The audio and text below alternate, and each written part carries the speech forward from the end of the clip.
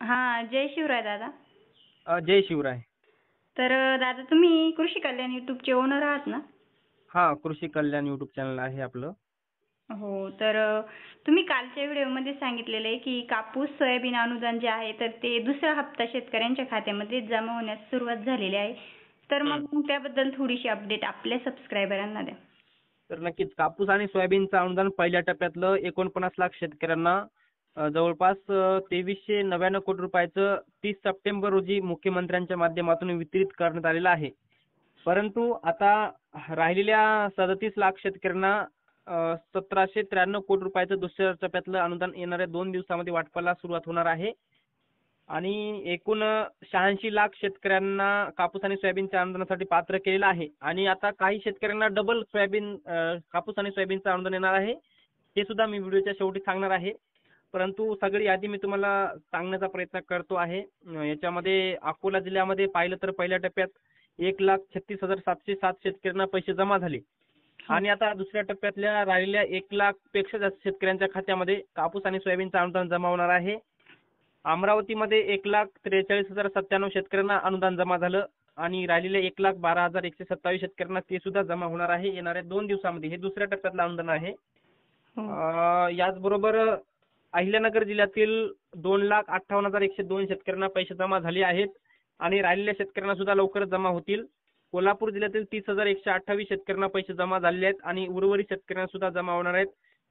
छत्रपती संभाजीनगर जिल्हा 2,11,216 शेतकऱ्यांना पैसे जमा झालेले आहेत आणि उर्वरित शेतकऱ्यांना सुद्धा लवकरच जमा होतील. जळगाव जिल्ह्यातील 1,96,948, छत्रपती संभाजीनगर 2,11,216, याचबरोबर जालना 3,20,066, धुळे 41,625, धाराशिव 2,10,019, नंदुरबार 41,154, नागपूर 52,725, नांदेड 3,52,993, नाशिक 95,706, याचबरोबर पुणे 18,511, परभणी 2,96,634, बुलढाणा 2,96,853, बीड 3,66,059, यवतमाळ 2,09,662, लातूर 2,44,612, वर्धा 80,491, वाशिम 1,62,670, सांगली 23,762, सातारा 89,109, सोलापूर फक्त 49,419 शेतकऱ्यांना पैसे जमा झालेत आणि सोलापूर जिल्ह्यातील आता 1,00,000पेक्षा जास्त शेतकऱ्यांना दुसऱ्या टप्प्यामध्ये हे अनुदान जमा होणार आहे. हिंगोली 2,11,830, गडचिरोली 1,193, भंडारा 454 आणि गोंदिया फक्त 2. आता ही बघा 29 जिल्ह्यातील संपूर्ण शेतकऱ्यांच्या पहिल्या टप्प्यातली यादी मी तुम्हाला सांगितली. आणि आता याच्यापेक्षा थोडे कमी शेतकरी राहिलेले आहेत. जवळपास या सगळ्या जिल्ह्यातील 37,00,000 शेतकऱ्यांना जवळपास 1,793 कोटी रुपयाचं कापूस आणि सोयाबीनचं अनुदान जमा केलं जाणार आहे.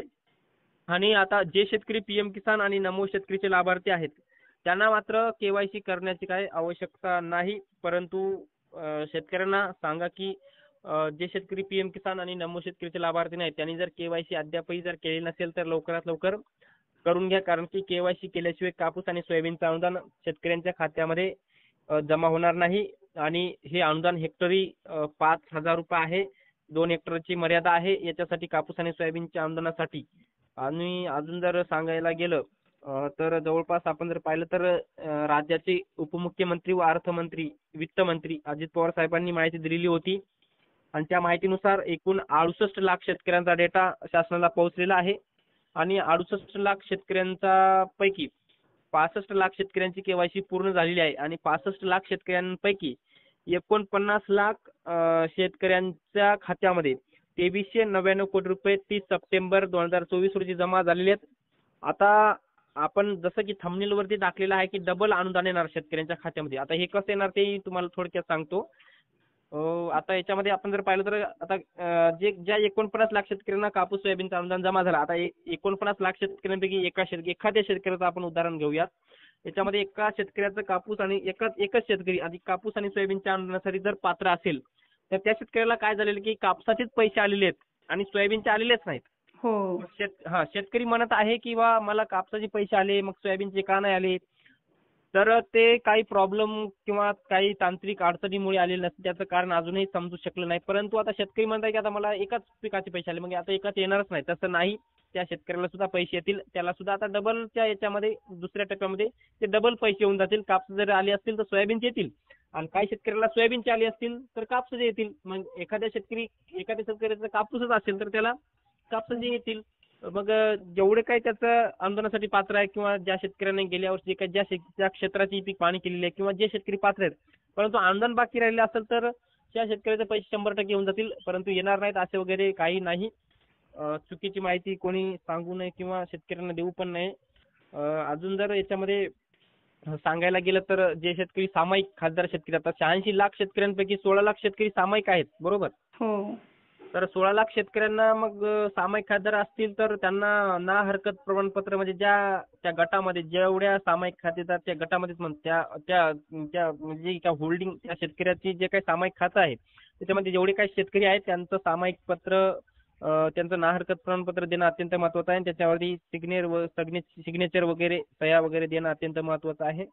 आणि त्यांचा ॲफिडेव्हिट फॉर्म पुरुष सायकल द्यायचा आहे. आणि जे वैयक्तिक खासदार शेतकरी आहेत, वैयक्तिक खासदार शेतकऱ्यांनी जर अद्यापर्यंत तुमच्या गावच्या कुरुसायकाकडे जर संमतीपत्र दिलेलं नसेल तर लवकरात लवकर देऊन टाका. कारण की काही शेतकऱ्यांचा जे काही साईटवर बघितलं असतं की आधारचा डेटा अपलोड केलेला नाही कुरुसायकांनी, म्हणजे याचा अर्थ की त्या शेतकऱ्यांनी ती डॉक्युमेंट दिलेली नाहीत. आणि दुसरं म्हणजे नाहीतर मग कुरुसायकाने ते डेटाच अपलोड केला नाही असं होऊ शकतं. कारण की शेतकऱ्याची माहिती मिळत नाही असं दाखवत आहे. अशा प्रकारचं कापूस आणि सोयाबीनचं अनुदानाचं अपडेट आहे, जे की उर्वरित राहिलेल्या शेतकऱ्यांना येणाऱ्या 2 दिवसापासून हे अनुदान जमा होणार आहे. कारण की विधानसभेची निवडणुकीची आचारसंहिता सुद्धा लवकरच लागणार आहे. आता हे असं अपडेट आहे. अजून काही प्रश्न असेल तर विचारा. तर दादा मला असं म्हणायचंय की म्हणजे शेतकऱ्यांना असा प्रश्न पडतो किंवा मग शेतकरी आपल्याला अशा कमेंट्स करत असतात की तुम्ही जी माहिती देता ती खोटी असते, म्हणजे तुम्हीच नाही तर सगळेच आपण युट्यूबवर जी माहिती देत असतो तर ती खोटी असते. पण मला असं वाटतं की यामध्ये कुठेतरी शेतकरी बांधव कमी पडतात. म्हणजे आता सरकारी अनुदानाचा जर आपल्याला लाभ घ्यायचा असेल तर आपण सर्वांना कळकळीने सांगत असतो की तुम्ही केवायसी करून घ्या किंवा तुमचा आधार बँकेला लिंक करून घ्या, परंतु काही शेतकरी याकडे खूप दुर्लक्ष करत असतात आणि त्याचमुळे त्यांना त्याचा लाभ भेटत नाही असं मला वाटतंय. तर तुम्हाला काय वाटतं? आता कसं आहे, आता शेतकरी म्हणत आहे की सरकार जास्त काठी लावते, केवायसी वगैरे काय करायची गरज आहे. परंतु हे खूप महत्वाचं आहे, सरकार बी शेतकऱ्यांच्या हिताचा विचार करते. कारण की आता बघा केवायसीची अट लावली म्हणजे शेतकऱ्याचा अंगठा लावल्याशिवाय पर्याय नाही, बरोबर? हो. आणि आता आता जे काही शेतकऱ्याचे पैसे आता काही असतात लोक त्याच्यामध्ये शेतकऱ्याचे पैसे खाण्याचा प्रयत्न करतात, बरोबर? हो. मग त्याच्यामध्ये केवायसी जर केली तर थेट सरकारकडून जेवढी रक्कम येणार आहे ती शेतकऱ्याच्या खात्यात येत असते केवायसी केल्यावर. हो, तेच तर. हा, मग मधले जे दलाल असतात लुटारू हं. ते मात्र थांबतात. ज्या शेतकऱ्याला पैशाची गरज आहे, नुकसान झालेलं आहे, त्या शेतकऱ्याला लाभ भेटतोय केवायसी मुळे. हो, मग ते त्यामुळे केवायसी करणं महत्वाचं आहे. आणि जी चुकीची माहिती आता ज्या लोकांना चुकीची माहिती वाटते, आता आपले व्हिडिओ जे शेतकरी रिअल पाहतात, ज्यांना माहिती बरोबर वाटते ते बघतात. ज्यांना खोटी वाटत असेल त्यांनी व्हिडिओ नाही पाहिला तरी काही प्रॉब्लेम नाही ना. हो. आणि आपण डिटेलमध्ये आता ही आकडेवारी सांगतो. आता ही आकडेवारी आपल्याला कृषी विभागाने दिलेली आहे, तीच माहिती सांगतोय आपण. एवढी आकडेवारी आपण स्वतः तोंडाने बोलून सांगू शकत नाही ना. हो, म्हणजे आपण तर शेतकऱ्यांपर्यंत खरी माहिती पोहोचवतो, परंतु शेतकऱ्यांची खरं तर म्हणजे 100% पैकी 50% मला असं वाटतं की शेतकरी याकडे लक्षच देत नाही की तुम्ही केवायसी करा किंवा मग तुम्हाला अनुदानाचा लाभ घ्यायचा आहे तर आपण सांगत असतो की तुम्ही ह्या गोष्टी करा, परंतु नाही, शेतकरी आपण सांगितलं होतं ना बा की कापूस सोयाबीनचं अनुदान 30 तारखेपर्यंत जमा होईल. जमा तर होतंय आणि आपण सांगितलं होतं PM किसान नमो शेतकरीचा 2 हप्ते एकत्र येणार, ते पण आलेत. हो, तेच